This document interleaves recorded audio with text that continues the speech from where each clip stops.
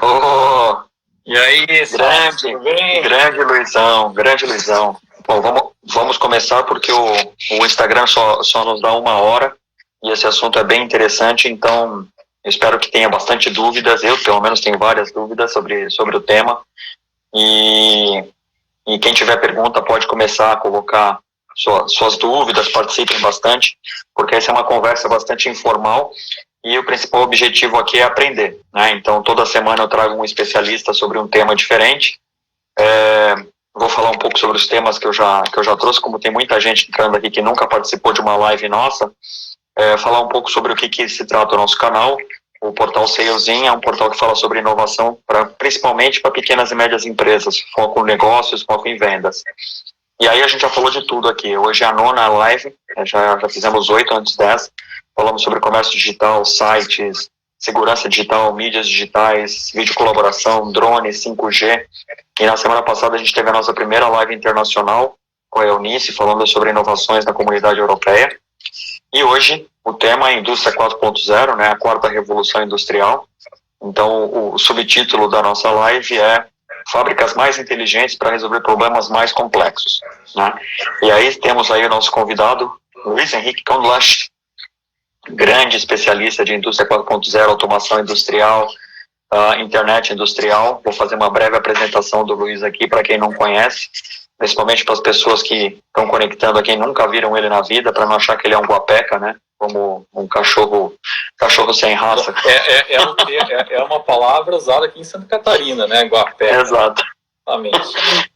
O guapeca seria o equivalente a um pangaré ou um vira-lata. Né? Para as pessoas não acharem que ele é um guapeca, a gente vai fazer uma breve apresentação do Luiz. Bom, o Luiz é tecnólogo em automação industrial pela Universidade Tecnológica Federal do Paraná. Já atua há 20 anos com projetos de automação industrial, começou trabalhando na Pollux, trabalhando em sistemas de visão, processamento de imagem, que hoje é uma coisa que já é revolucionária, quer dizer, processamento de imagens por inteligência artificial, hoje está bombando, isso já existia 20 anos atrás, eu estava trabalhando com isso. Inclusive, esse vai ser um tema de uma das lives que a gente vai fazer, já tenho confirmado aí a pessoa para falar. Trabalhou pela Pollux com projetos voltados principalmente para as indústrias farmacêutica e automobilística, então, caso alguém tenha alguma dúvida específica nesses ramos, também o Luiz pode esclarecer. E já há 10 anos trabalha na Erzinger. A Erzinger é uma empresa referência no mercado de projetos industriais, principalmente para pequenas e médias empresas. Fica baseada em Joinville, uma grande cidade, e a empresa é fantástica, não tenho elogios que possa classificar a empresa, né? Desde o Sandro, Hilário, Javier, todas as pessoas que estão assistindo, que estão prestigiando aí os representantes comerciais. É uma empresa que admiro muito pela maneira de se trabalhar, não apenas pelo conhecimento, não apenas pelo diferencial que a empresa tem, mas também pela maneira de trabalhar e o valor que ela dá para as pessoas. Então, há 10 anos trabalhando na Ersker, entrou pelo pós-vendas. Eu sei bem o que é isso, porque eu também já tive essa experiência de entrar por uma empresa pelo pós-vendas e crescendo dentro da multinacional. E hoje é o gerente nacional de vendas, tem uma equipe de quase 20 pessoas, entre representantes, vendedores diretos, e seguramente já deve ter passado de algumas centenas de visitas a plantas industriais no Brasil e no exterior, né? Então tem bastante história para contar aqui, então vai compartilhar com a gente muitos conhecimentos. E por último, não menos importante, colaborou já mais efetivamente, mas agora não tanto, com a Associação Brasileira de Internet Industrial, que é quem promove a indústria 4.0 no Brasil. Mais alguma coisa ou não? Não, é isso. Só em relação aos 10 anos, já estão 14 anos aqui na Erzinger. Então, 14 anos, mais. Passa rápido. Passa rápido, né, cara? Passa muito rápido. Cara, fantástico. Bom, mais uma vez te agradeço pela participação, agradeço a todo mundo que está entrando, estou vendo vários nomes conhecidos aqui. O Rodrigo acabou de entrar, também grande parceiro. E assim, para a gente poder começar nosso bate-papo, né, e como tem muita gente que está entrando que não tem a vivência da indústria, eu queria que você pudesse explicar o que significa a indústria 4.0, né? Ela é a quarta revolução industrial, mas por que quarta? Onde isso surgiu e por que ela chegou na quarta? Bom, bacana, assim, esse é um termo que surgiu em 2011, na verdade, pelo governo alemão, né? Então existia uma promoção do governo alemão, uma iniciativa de fazer um trabalho com algumas grandes indústrias algumas indústrias do governo alemão, da Alemanha, né? Entre elas Bosch, por exemplo, SAP, enfim, então o termo que surgiu lá. E o fato de se chamar indústria 4.0, a quarta revolução industrial, é porque se classificou dessa forma, né, de que a primeira revolução foi o surgimento de máquinas a vapor, ou movido a água a vapor, então seria a primeira geração, né. Depois disso, a segunda geração, onde a gente conseguiu fazer as produções em série, né, produção, conceito fordiano, por exemplo, quando foi instituído o motor elétrico, né, energia elétrica nos processos produtivos.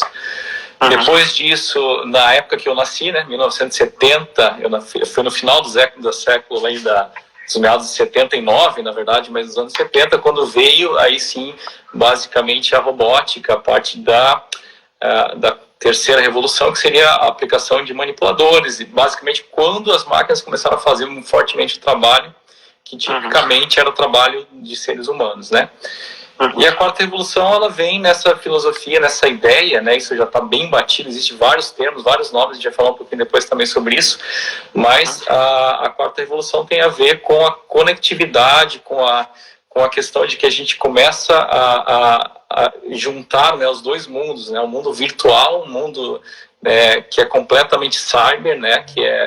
Que é do mundo digital, conectado com o mundo real, e a gente fazendo uma similaridade muito real, na verdade, a gente chama de gêmeo digital, né? Quando você tem uma situação muito parecida em relação a outra. Então, você tem processamento descentralizado. Eu gosto muito da ideia de pensar numa espaçonave, né? A gente tem um processo industrial hoje, por mais simples que seja, né?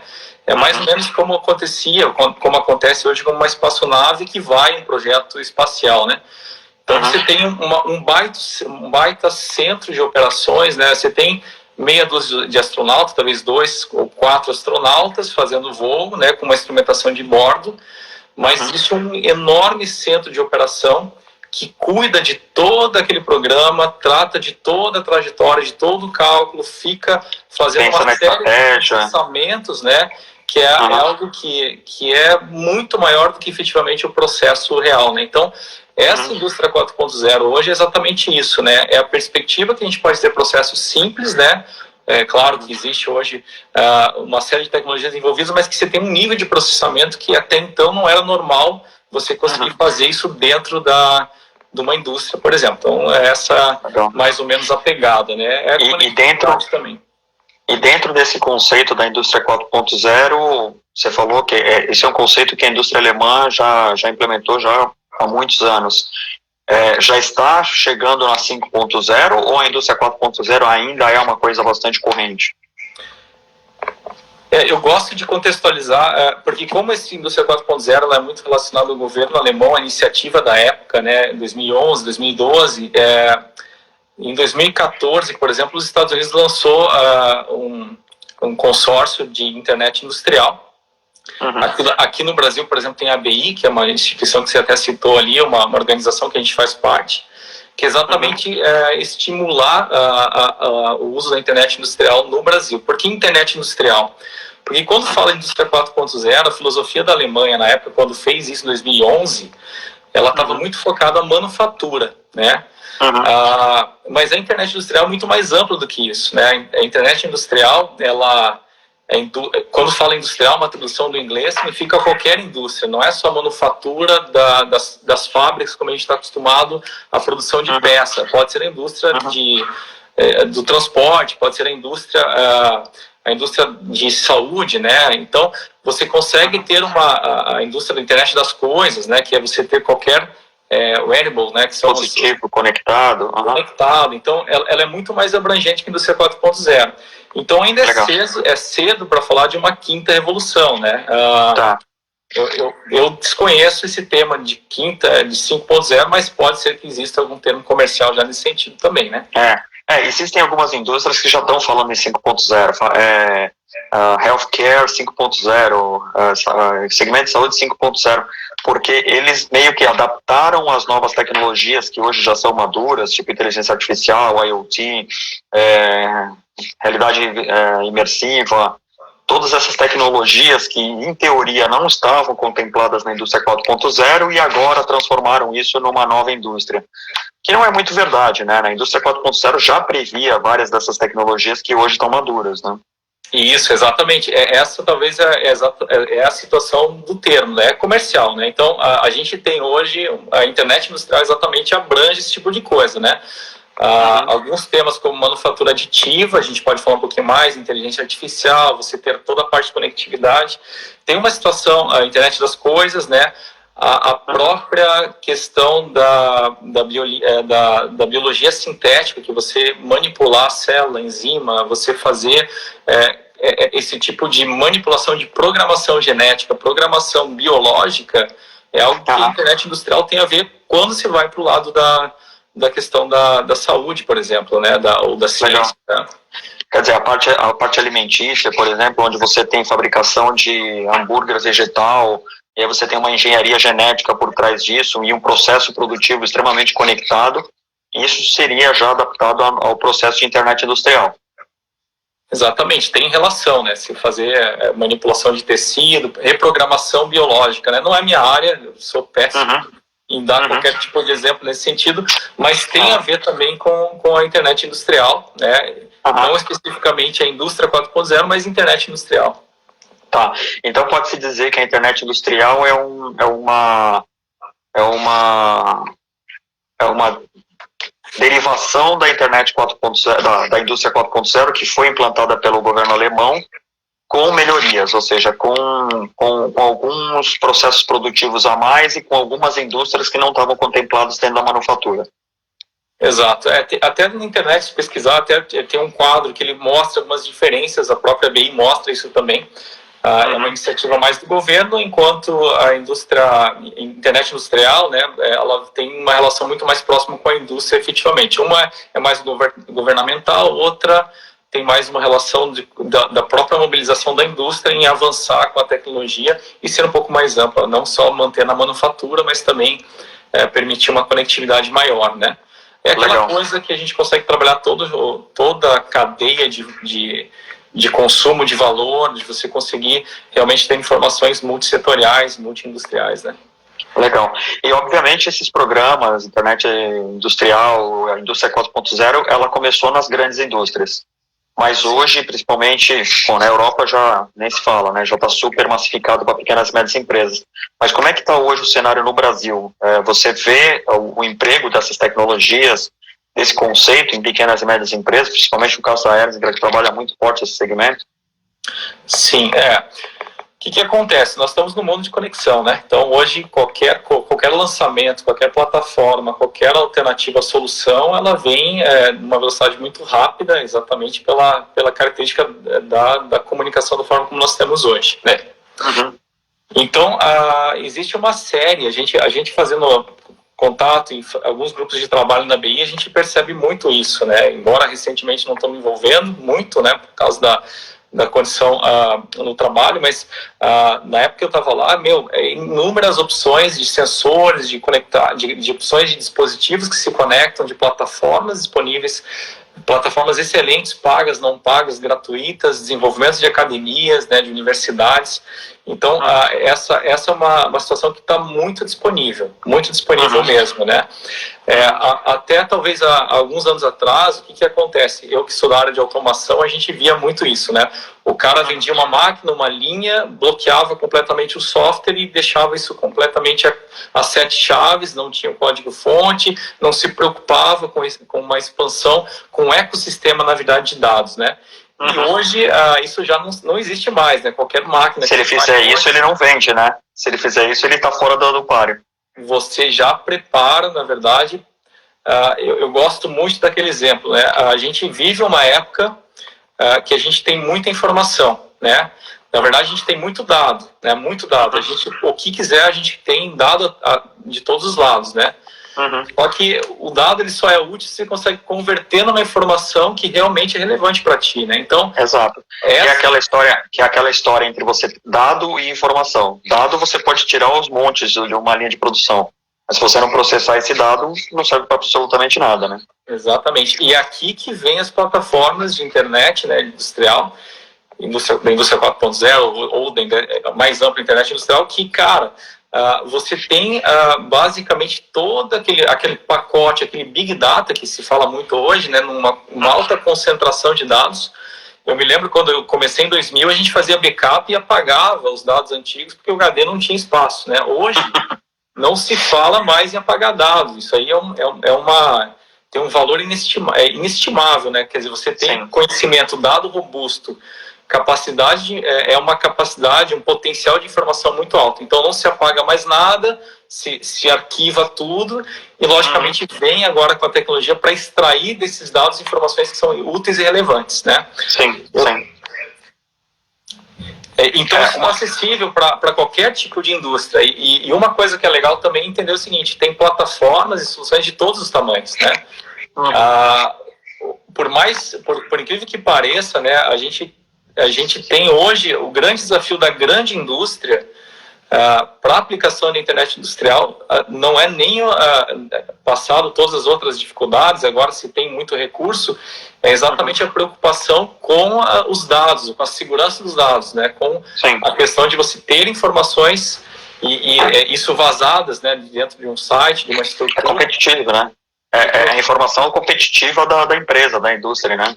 Que é o grande desafio, né? Hoje, como é que eu posso garantir que eu tendo os dados que eu estou jogando para uma unidade, para um processamento nas nuvens, né? Que é um termo que é muito usado, que você tem lá um servidor alugado, que você trafega dados para lá, que esses dados são seguros e ninguém vai pegar eles, né? Então, eu acho até que é mais fácil aplicar a internet industrial dentro de empresas médias e pequenas, porque não tem tanta burocracia exatamente nessa questão da política corporativa, né?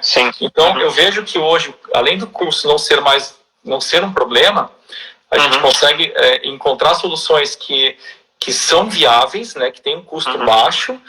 Você pode começar aos poucos, não precisa fazer um negócio astronômico, pode começar passo a passo, né? E a empresa média, ela tem essa vantagem. Às vezes a decisão são poucas pessoas que tomam e tem alguns riscos que dá para assumir numa política muito mais, sem uma política corporativa muito complexa, né? Então, legal.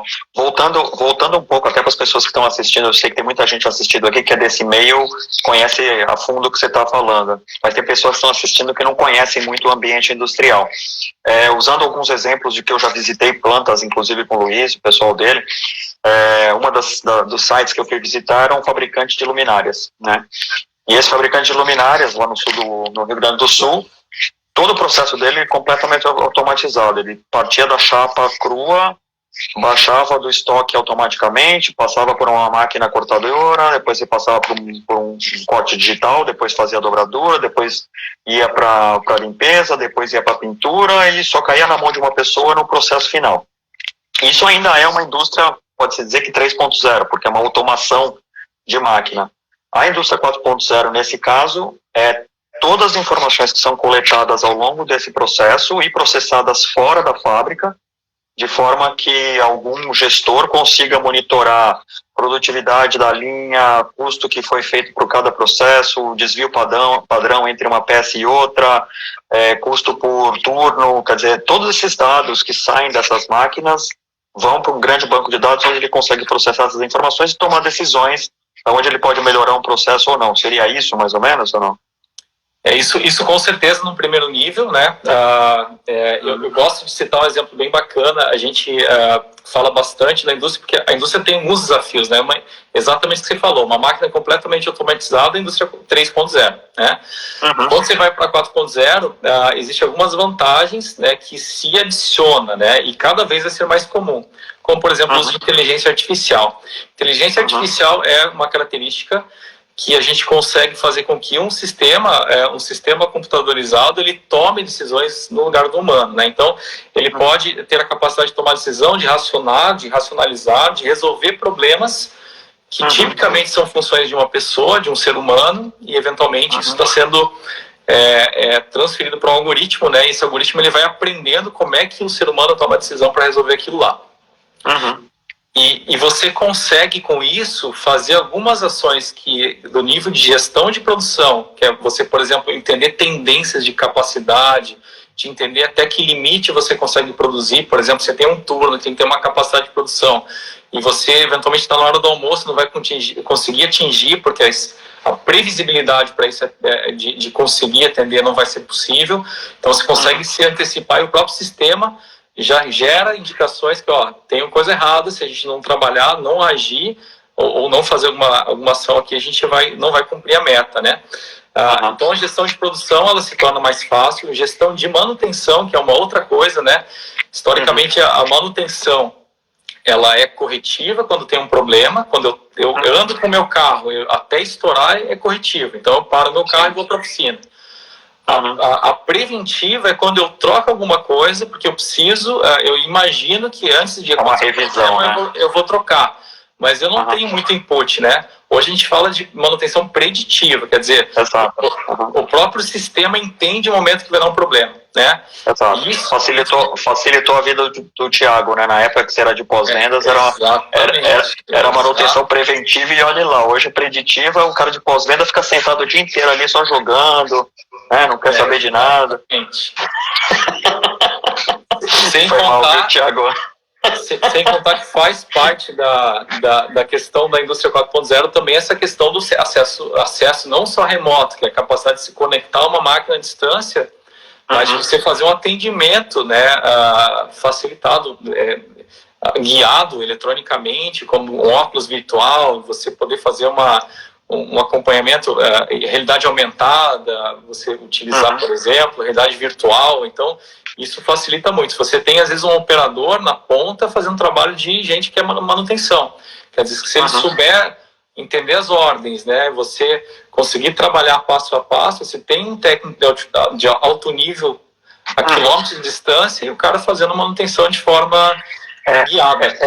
Eu acho isso incrível, e assim, o fato de você ter uma adoção de tecnologia como essas, principalmente num país continental como o Brasil, aqui um dos grandes desafios do empresário, do dono da indústria, é a questão logística, né? Principalmente dependendo do produto que ele está transportando, ele precisa ter um site no sul, um no nordeste, um no centro-oeste, ele tem que produzir em locais diferentes, porque o custo de deslocamento desse produto, ele é caríssimo.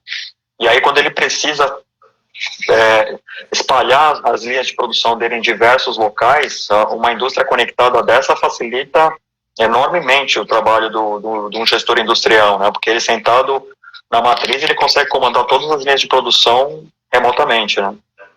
Ele muda, a gente fala muito de tecnologia disruptiva, né? Isso exatamente é um exemplo, né? Você consegue...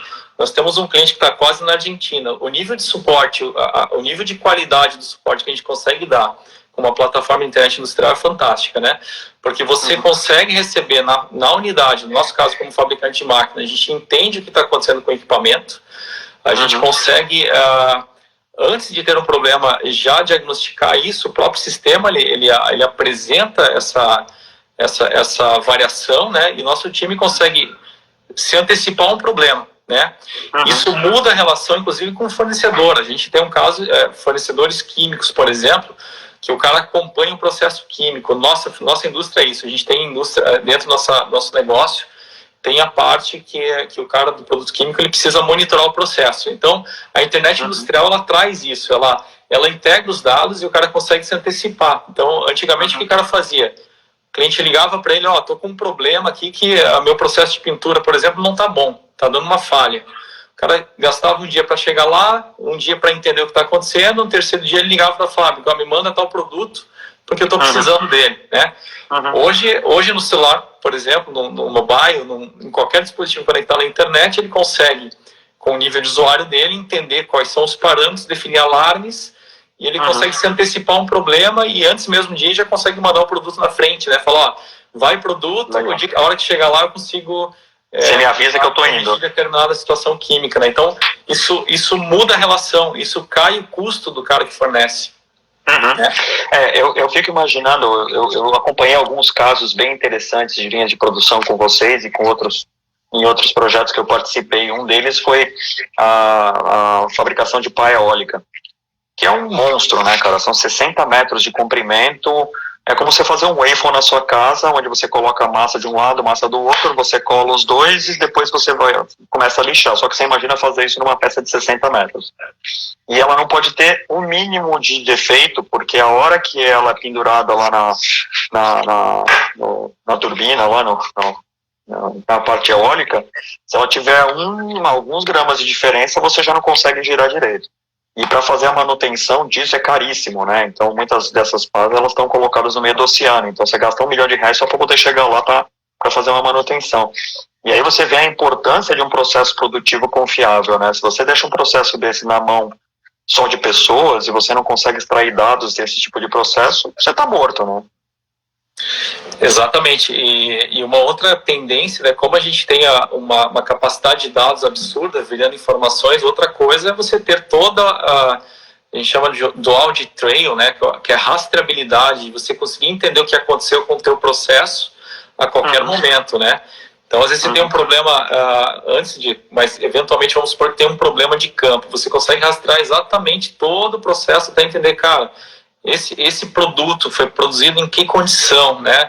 Como é que estava o processo desse naquele momento? Quem foi o operador que trabalhou os parâmetros? Quem alterou de quanto para quanto, né? Então isso sabe até a temperatura e a umidade que estava na planta naquele momento, se isso interferiu no processo.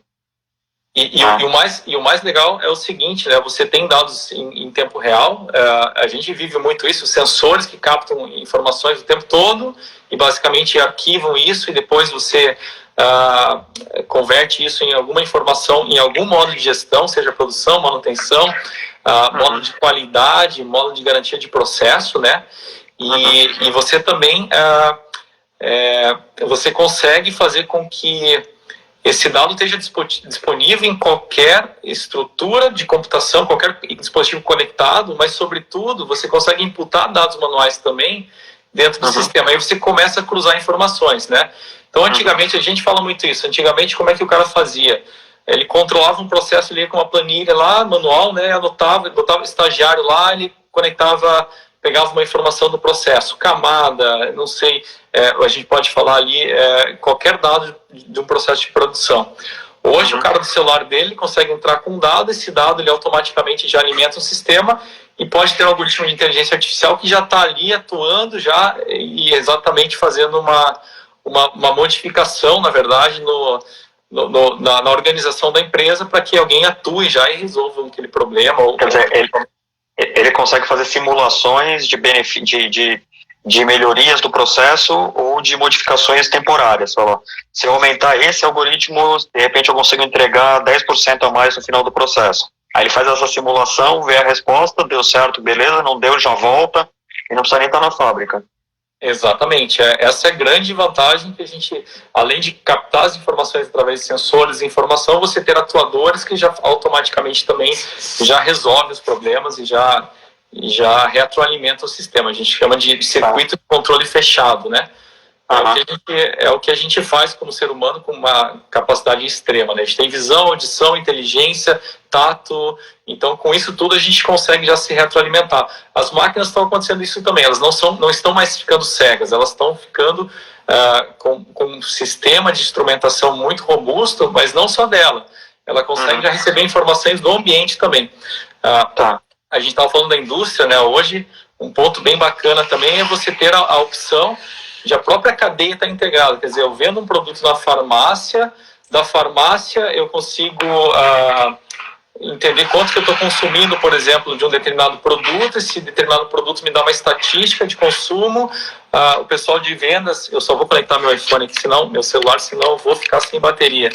E você vê, né, eu sou tão ruim de Instagram que nem sabia que tinha que usar o celular, eu estava achando que ia usar o computador. Quando você carrega, quando você conecta, eu vou falando uma parte interessante.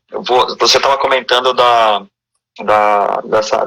dessas informações todas que são extraídas, né?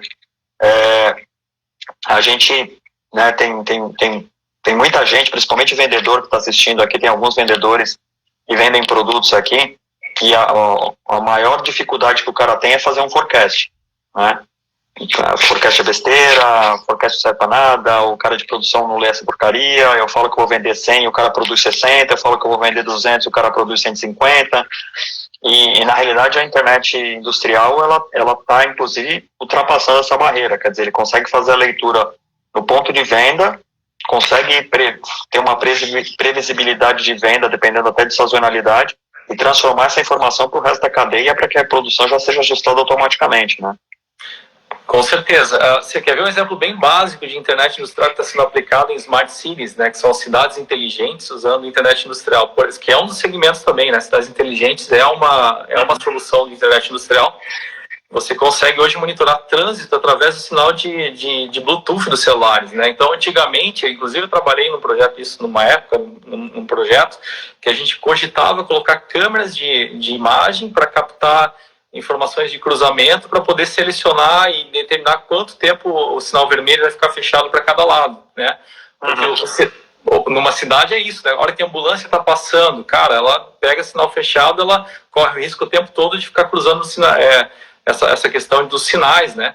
Isso hoje com o Smart City, por exemplo, você consegue rastrear via internet industrial, né, que tem a ver com conectividade, internet das coisas, monitorando a ambulância, fazendo com que os sinais, por exemplo, eles vão fechando automaticamente e você consegue também controlar fluxo, né? Hoje todo mundo usa o Bluetooth, né? Então alguns sensores hoje nos sinaleiros funcionam exatamente assim.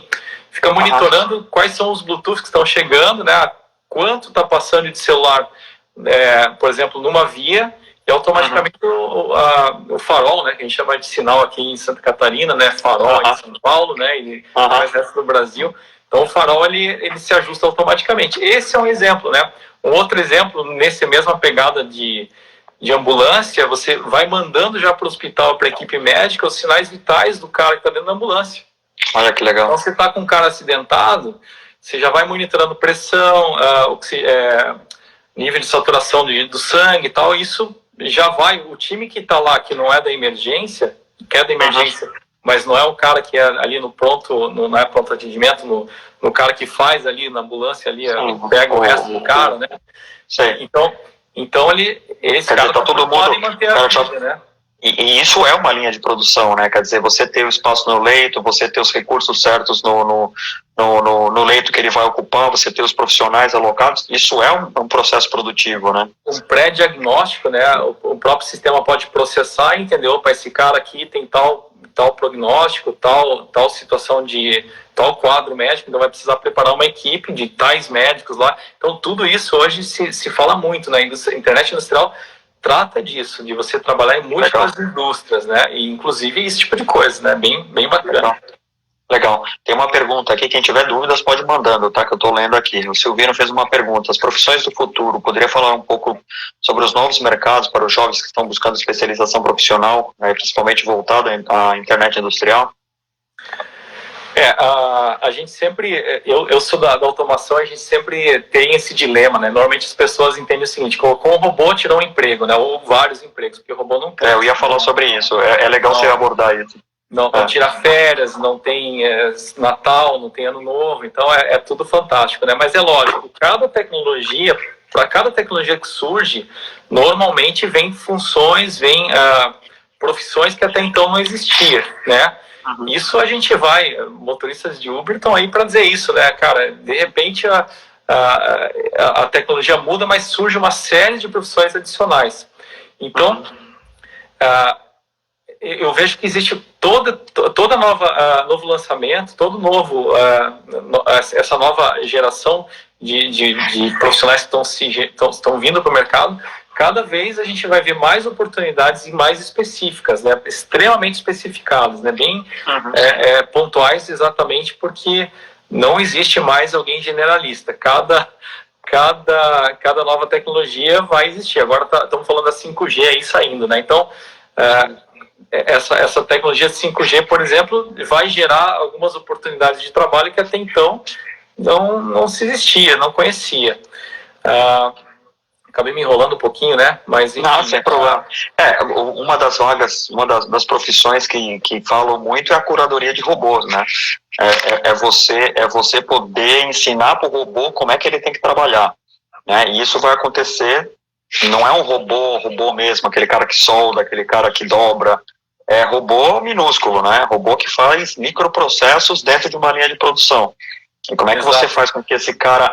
E a adoção disso em indústrias de pequeno e médio porte está cada vez maior, né? Quer dizer, se antes existia um cara especializado em robôs do Maduro, por exemplo, que ia na Volkswagen, é uma coisa. Agora, quando você pega isso e barateia e consegue implementar numa linha de produção de pequeno porte, a quantidade de oportunidades profissionais é muito maior, né? Hoje, por exemplo, um robô, por exemplo, você vai ter um mecânico que é responsável por fazer a manutenção mecânica dele, vai chegar um momento que precisa fazer, vai ter um eletrônico que vai ter que fazer os trabalhos de manutenção eletroeletrônica.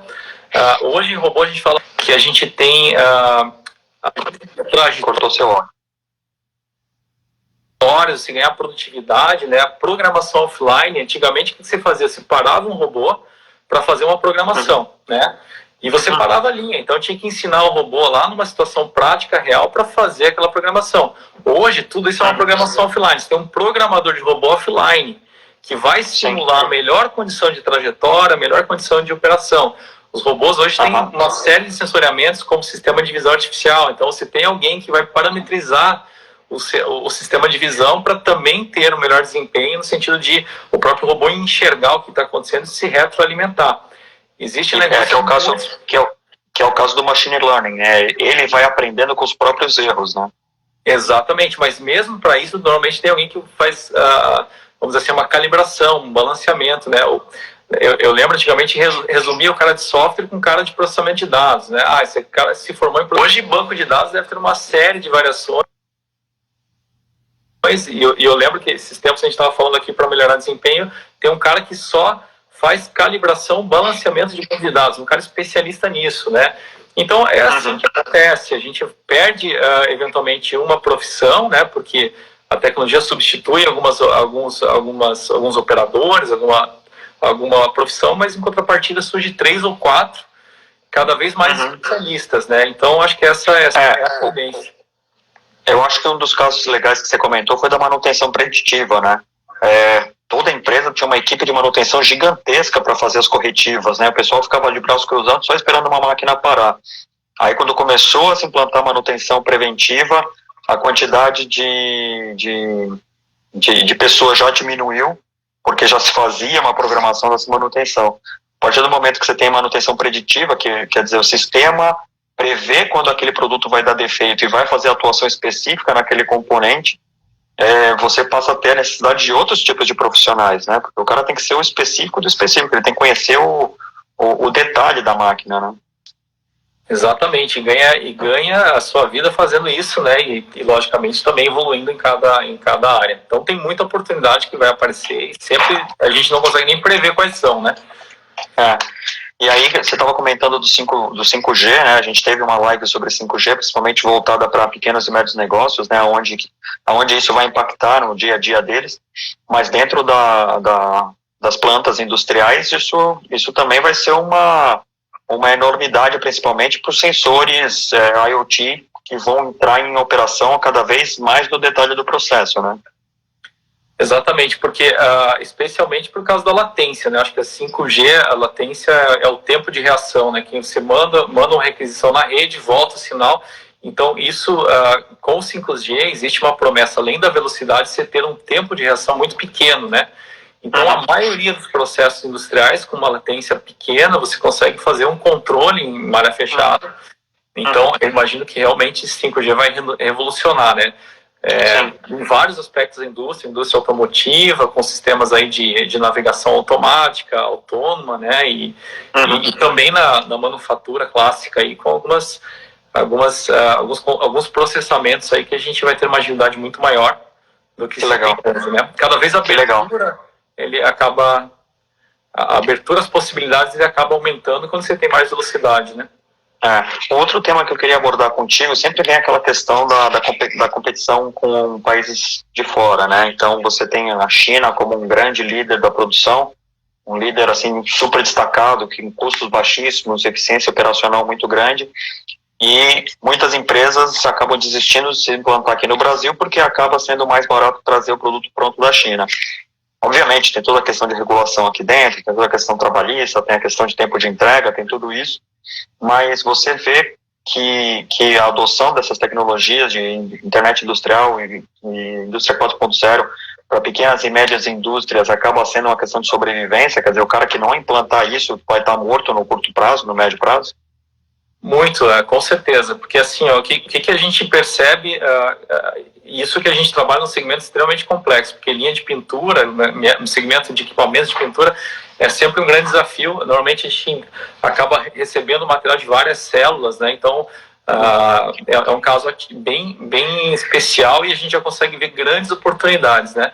Eu entendo o seguinte, que a automação ela é fundamental do ponto de vista de ganhar produtividade, você ganhar custo operacional, né? Você realmente padronizar alguns processos e você ganhar um custo operacional muito mais interessante. Mas, sobretudo, a gente vê com a internet industrial algumas coisas que antigamente não se cogitava, né? Quando você faz uma análise de custeio, né, de fazer formação de preço, por exemplo, você normalmente entra com um rateio corporativo. Você diz, eu tenho o meu custo fixo, vou ratear esse custo fixo aqui proporcional ao faturamento ou à quantidade, né? Hoje a gente vê várias aplicações que você... E nessa história, o que acontecia? Você podia estar penalizando um bom produto, porque você jogava um custo lá rateado de uma forma que você criou um racional ali para dividir esse custo fixo. Em outro momento você jogava... podia ter um produto que estava dando prejuízo e te dava a impressão que estava bom porque tinha volume, por exemplo, né? E estava salvando supostamente lá os ovos do cesto, né?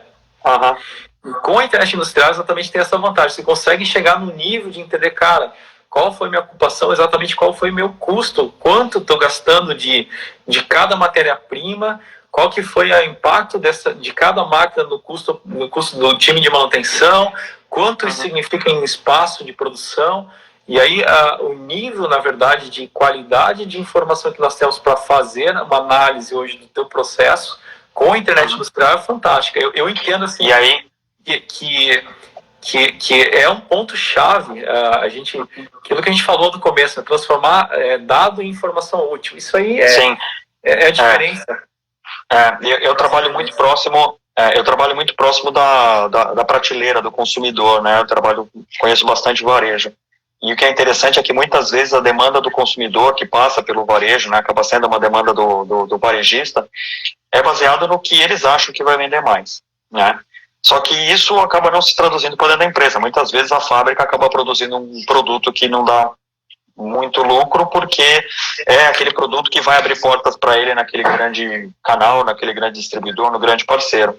A partir do momento que você tem tanta informação na mão hoje do gestor industrial, ele consegue determinar quais são os carros-chefes da empresa e mudar a direção do fluxo de informação. Em vez de vir a demanda do cliente, varejo, e determinar o que vai ser produzido, isso, pela quantidade de informação que ele tem na mão, ele pode fazer essa curva, essa seta apontar para o outro lado. Quer dizer, você colocar a pressão em cima do vendedor, colocar a pressão em cima do time de marketing, falando, vocês vão vender isso, porque isso dá para eu fazer com custo baixo, isso dá para eu ganhar dinheiro e pagar teu salário. Seria mais ou menos isso, né? Exatamente, o nível de qualidade da informação que você vai ter ali para poder ajustar no teu portfólio é muito melhor, né? É muito melhor. Muito legal, muito legal. Essa integração entre fornecedor, né, e você compartilhar eletronicamente a responsabilidade entre fornecedor e cliente também é uma situação que você avança muito com a internet industrial, né? Sim. De você preparar a demanda não só interna, mas também externa, né? Sim, isso é uma realidade numa indústria tipo automotiva, onde você tem Tier 1, Tier 2, Tier 3, todo mundo interconectado e o fluxo de produtos nessa cadeia acaba sendo praticamente imperceptível. Mas essa realidade já está acontecendo também nos fornecedores de menor porte, né? Exatamente, quando você consegue mapear a tua cadeia, consegue combinar uma interação de dados, né? Isso é totalmente possível, essa otimização da cadeia, né, otimização do processo produtivo em função de toda a forma como é feita a distribuição e também a venda na ponta, né? Então, muito legal. Muito legal. A gente falou sobre impactos econômicos, quer dizer, grande parte da internet industrial ele visa em você diminuir custos ou aumentar a lucratividade, quer dizer, você melhorar os teus processos produtivos para te dar mais dinheiro. Mas tem muita situação também que ele tem um impacto sustentável, né? Para você diminuir despejo de produtos químicos, diminuir, por exemplo, desperdício de limalha, coisas desse tipo, onde você consegue medir dentro do processo como é que você consegue otimizar isso, né? Exatamente, essa é uma outra característica bem interessante de você trabalhar com matriz energética e você também entender os teus limites em relação a isso, né? É lógico que a manufatura, ela, em vários momentos, ela se ancora também na disponibilidade de energia, né, dessa matriz energética, e você consegue fazer com que tenha processos mais verdes, mais otimizados, né? A evolução tecnológica é fantástica exatamente por causa disso, porque a gente tem à disposição hoje, num custo cada vez mais baixo, opções de fornecimento da matriz energética mais interessante. E a grande vantagem é o seguinte: você escolher qual é o tipo de composição da tua matriz energética que você já tem um custo menor também, menor custo-benefício. É bem comum hoje a gente entender quanto custa de energia, quanto custa de gás, o quanto você polui por unidade, por produto, né? Sim, algumas empresas têm metas, isso a gente vai voltar aqui à questão do crédito de carbono, mas eu me lembro que algumas multinacionais, alguns clientes nossos, ele controla inclusive quantos voos o vendedor usa e quanto é uma média de emissão de gás carbônico que ele tem, e com a preocupação também do ponto de vista de economia, né? De você ter um footprint, né? uma pegada ecológica mais econômica, né? Então, é muito bacana, porque a gente pode se apegar sim, a aspectos econômicos, mas, por outro lado, você pode ter uma nobreza, um propósito ambiental, e também integrar e se preocupar com essa integração de dados também. Muito legal. A Erzinger, ela é muito especializada na questão de pintura e esmaltação. Quando a gente fala, por exemplo, de processo de esmaltação, a gente já visitou algumas plantas. A Atlas, por exemplo, é um case sensacional. Renato, não sei se está aqui, mas fazem um baita trabalho lá no sul do país. E assim, fiquei bastante impressionado quando eu visitei a planta deles. Mas uma coisa interessante é assim, por exemplo, no caso de esmaltação, você usa um forno a 800 graus. Então, a quantidade de calor que você perde, a quantidade de gás que você vai consumir num processo desse é altíssimo. Então, qualquer coisa que você faça que possa diminuir alguns milissegundos daquele processo traz uma economia absurda dentro do processo como um todo, né? Então, esse cálculo do payback, né, do investimento versus o retorno, ele, com tantas informações, ele passa a ser bastante simples de ser apurado, né? Exatamente, pode ser inclusive automático, né? Payback automático, projetado em cenários, né, diferentes, né? Essa é uma outra característica bacana da questão da internet industrial, que é o modelo cyberfísico, né? Que você consegue, classicamente, o que se faz? Eu gosto muito da ideia de fazer testagem, né? Às vezes a gente não consegue simular todas as condições, então você testa um modelo e vê qual é o resultado, né? Hoje, com a internet industrial, um dos modelos das plataformas é exatamente esse: você conseguir fazer simulações de cenários e entender qual é o resultado, né? Então, com isso, você não para mais uma produção, você não coloca em xeque ou em risco, na verdade, uma otimização industrial que você já tem, e você vai testando a modelagem, vai fazendo simulações, né? Para você conseguir extrair exatamente a melhor ocupação, a melhor utilização de material, o menor consumo energético e assim por diante. E aí, dentro dessa cadeia de valor, o trabalho do pessoal da engenharia, no caso da Erzinger, ou o pessoal de vendas, começa a ficar cada vez mais complexo, né? Voltando para a pergunta do Silvino ali, das profissões do futuro. Quer dizer, hoje você vender um equipamento industrial, uma linha de produção, qualquer coisa desse tipo, ele se tornou cada vez mais complexo, porque quanto mais o cliente sabe do processo dele, quanto mais você pode fornecer informação, mais difícil fica você argumentar em cima de achismo, né? Eu costumo falar que a internet industrial ela vai mudar tanto a relação de cliente-fornecedor, que até mesmo, imagine o seguinte, hoje, vamos dar um exemplo, uma montadora de veículo que todo mundo tem em casa, né? Um veículo que quase todo mundo tem em casa, né? Que não gosta de usar Uber, agora já foi para uma outra alternativa. imagine o seguinte, hoje os fabricantes de veículos, né, eles conseguem entender qual é o desempenho de cada número de série, né? Antigamente um teste, uma testagem, por exemplo, de um carro para entender potência, consumo, vida útil, ela se colocava em laboratório. Hoje o laboratório na vida real, né? Hoje eles retroalimentam a engenharia porque eles sabem quanto está consumindo em tempo real, como é que se dirige, como é que é a característica de direção do motorista no Brasil, né? O motorista no Brasil dirige de tal jeito, então como é que a gente pode calibrar o carro na linha de produção para que tenha uma melhor consumo, um melhor desempenho, enfim, a expectativa que cada mercado tem. Então, isso é possível com a internet industrial. Você tem o carro conectado, a montadora entendendo mais do que nunca, né? Antes ele fazia isso só na Fórmula 1. Na Fórmula 1, o cara faz o mapeamento, a telemetria. E ele faz o ajuste remoto, né? Durante a corrida, o cara muda a suspensão, muda a relação de peso, muda tudo no carro durante a prova. Imagino isso no futuro breve, com 5G, por exemplo, que você vai poder fazer isso com o motorista dirigindo. O cara entra numa estrada de terra, você consegue já fazer o ajuste remoto no carro do cara para danificar menos.